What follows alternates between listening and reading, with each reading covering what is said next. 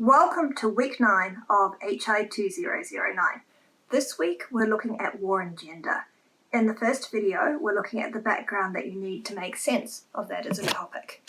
So we're looking at women's history, gender history, and also we're picking up on ideas of the front line and of different experiences of war. In the second video we'll pick up more clearly on experiences beyond the front line.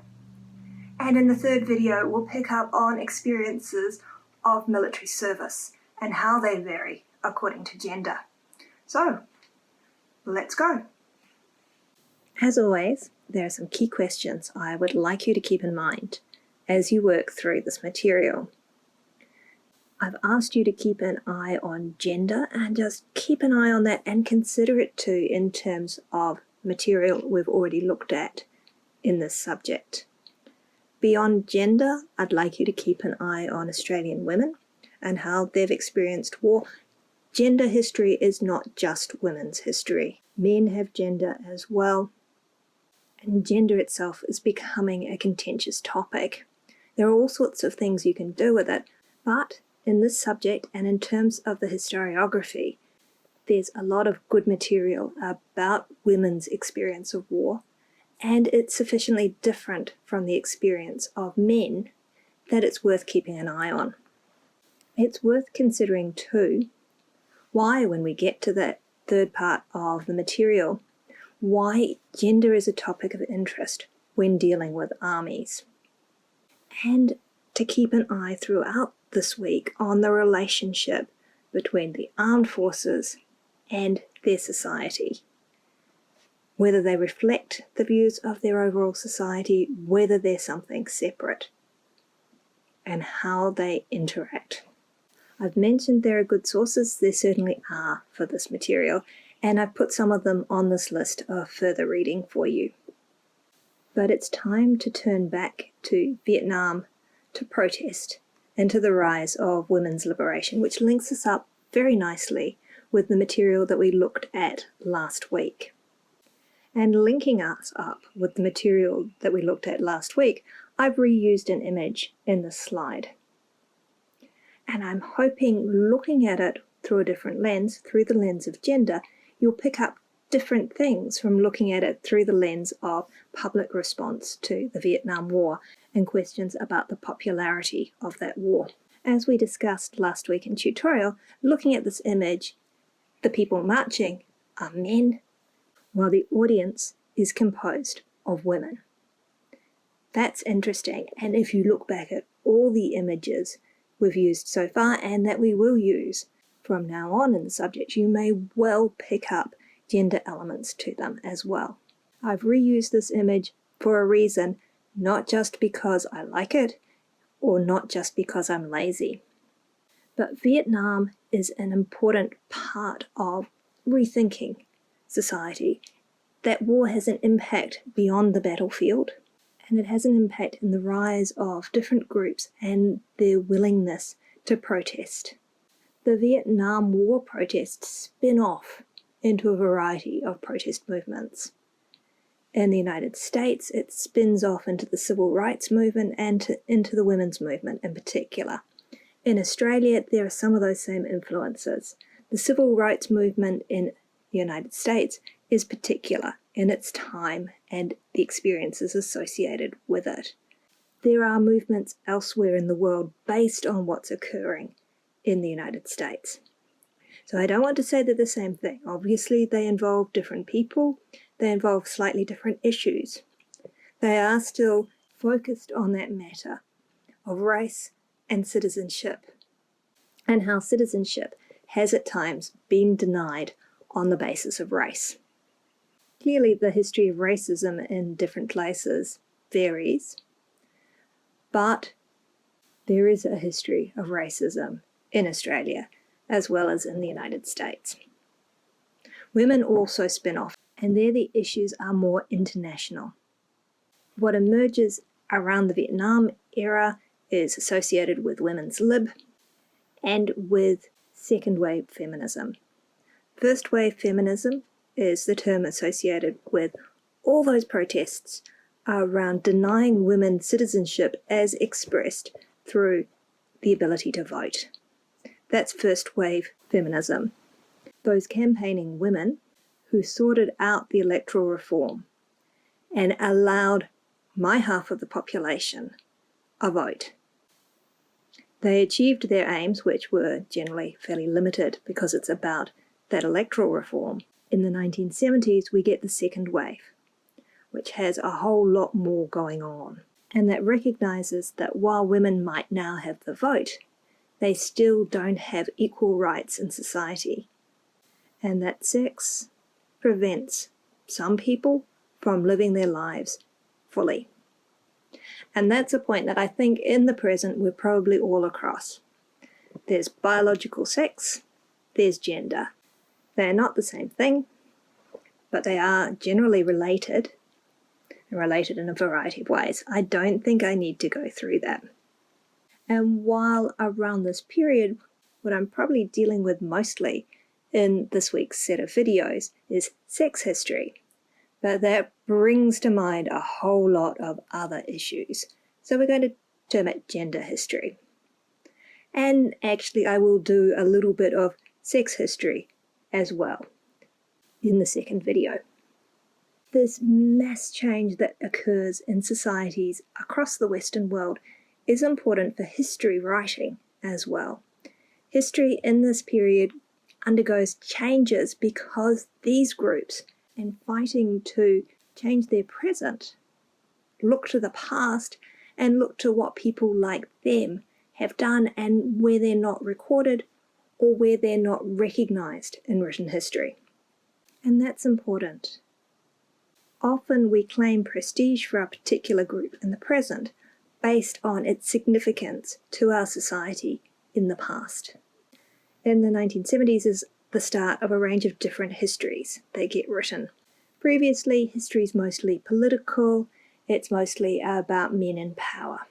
From the 70s, we get that wide range of really interesting histories. Social history, looking at people who aren't in power, but who are the majority in society. Women's history, picking up on that group and saying, what was the experience of women in the past? Histories of slavery in the United States. For me, with my particular interests, well, environmental history starts to emerge around this period as well.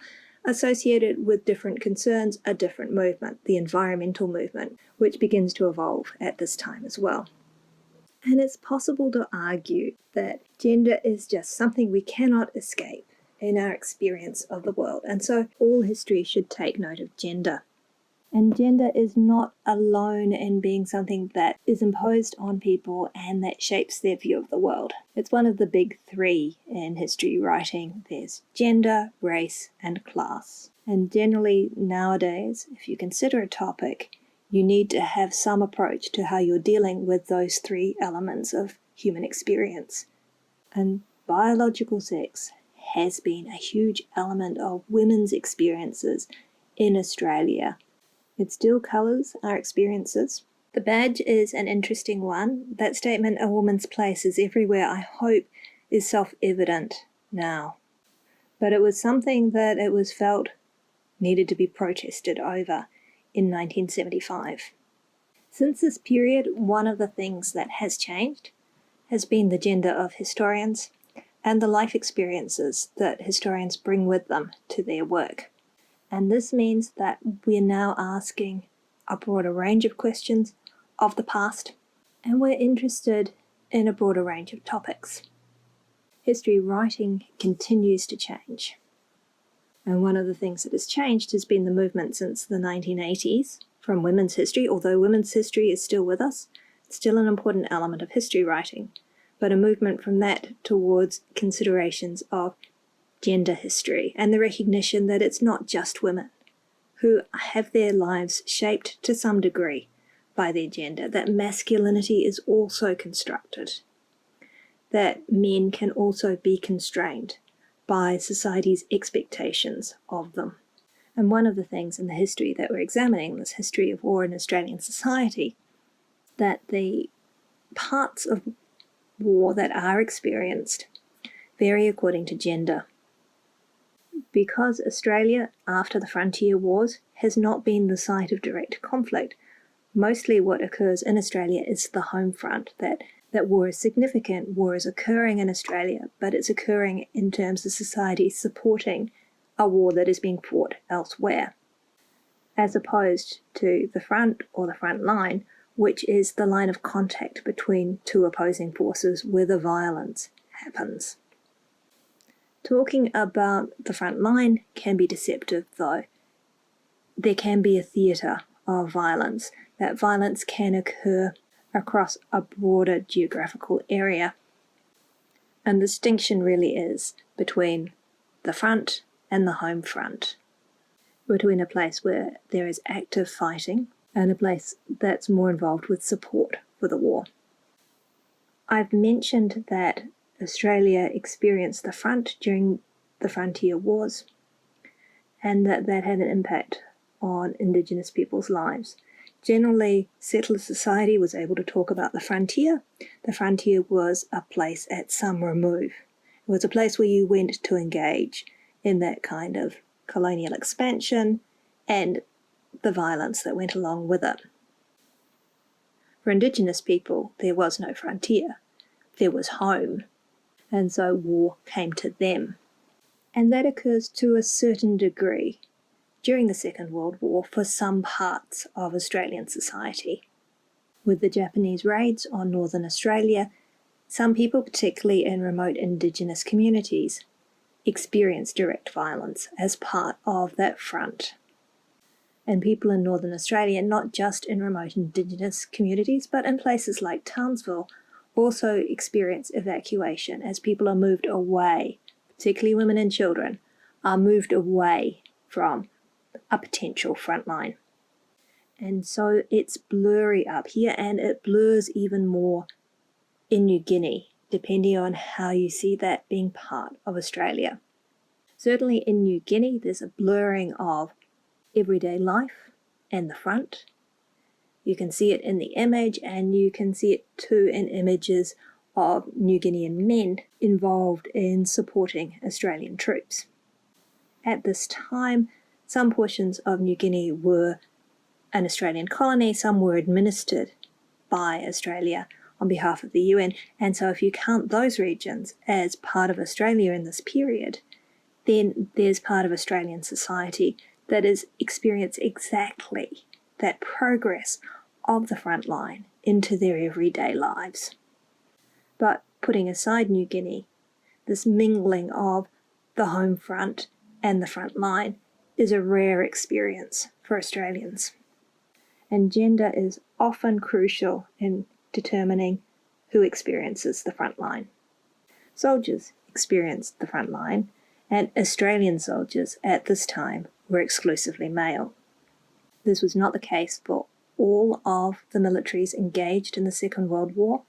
In particular, Russian women were directly involved in combat, but because of that distance between the home front and the front line, it was rare for Australian women to be there. They might be there in the capacity of journalists.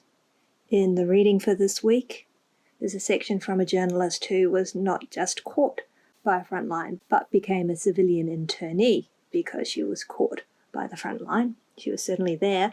And Australian women act as nurses. They also can be caught by the front line or actively engaged in evacuating the wounded from the front. But generally, there's a clear gender distinction in terms of which Australians experience the front line in the wars that Australia has been involved in fighting. And whether or not you are at the front line is important, because the front is a place where violence occurs, and it is a place where death is close. Killing the enemy is a war aim, and death can be close not just because of direct involvement in combat, but it can come to people who are on the front who are civilians. In addition, the front line is a place of sexual violence.